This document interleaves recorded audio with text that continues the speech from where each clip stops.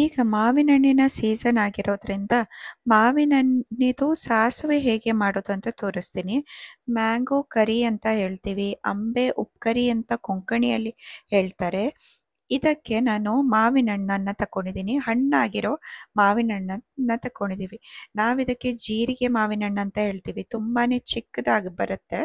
ನಿಮ್ಮ ಹತ್ರ ಈ ಮಾವಿನ ಹಣ್ಣು ಇಲ್ಲ ಅಂದ್ರೂ ಕಾಟು ಮಾವಿನ ಹಣ್ಣು ಅಂತ ಹೇಳ್ತಾರಲ್ಲ, ಅಂದರೆ ಈ ಅಲ್ಫಾನ್ಸೋ, ಬಾದಾಮಿ, ನೀಲಂ ಅಂತ ಮಾವಿನ ಹಣ್ಣಲ್ಲ, ನಾರ್ಮಲ್ ಮಾವಿನ ಹಣ್ಣನ್ನು ತಕೊಂಡು ಮಾಡುವಂಥ ರೆಸಿಪಿ ಇದು.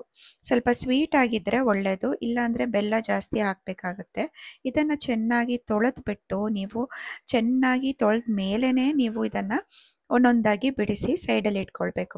ಮಾವಿನ ಹಣ್ಣನ್ನು ನಾನು ಸಿಪ್ಪೆಗೆ ಸ್ವಲ್ಪ ನೀರನ್ನು ಹಾಕ್ಕೊಂಡು ಈ ಥರ ಸ್ಮ್ಯಾಶ್ ಮಾಡ್ಕೋಬೇಕು. ನೀವು ಸಿಪ್ಪೆನ ಚೆನ್ನಾಗಿ ಗುಮುಚ್ಬೇಕು, ಯಾಕಂದರೆ ಸಿಪ್ಪೆಯಿಂದ ರಸ ಎಲ್ಲ ಬಿಡತ್ತೆ.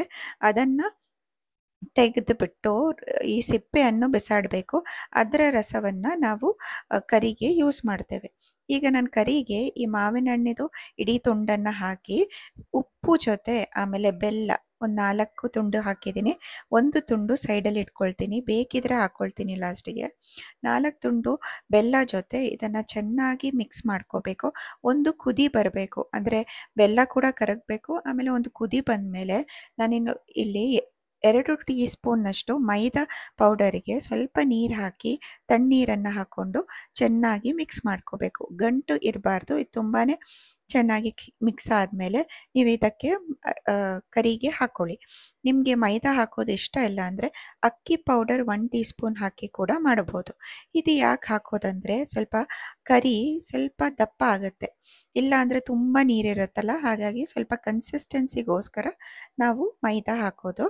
ಲಾಸ್ಟಿಗೆ ಒಗ್ಗರಣೆಯನ್ನು ಹಾಕಬೇಕು. ಎಣ್ಣೆ, ಸಾಸಿವೆ, ಆಮೇಲೆ ಕರಿಬೇವು, ಆಮೇಲೆ ರೆಡ್ ಚಿಲ್ಲಿ ಹಾಕಿದ್ದೀನಿ ಒಗ್ಗರಣೆಗೆ. ಅದನ್ನು ಹಾಕ್ಕೊಂಡು ಒಗ್ಗರಣೆಯನ್ನು ಬಿಸಿ ಕರಿಗೆ ಹಾಕ್ಕೊಂಡು ಫ್ಲೇಮನ್ನು ಆಫ್ ಮಾಡಿಕೊಂಡ್ರೆ ತುಂಬಾ ಈಸಿಯಾಗಿರುವಂಥ ಮ್ಯಾಂಗೋ ಕರಿ ರೆಡಿ ಆಗುತ್ತೆ. ಇದು ತುಂಬಾ ಫೇಮಸ್ ರೆಸಿಪಿ ಮಂಗಳೂರಲ್ಲಾಗಲಿ ಇಲ್ಲ ಉಡುಪಿಯಲ್ಲೆಲ್ಲ.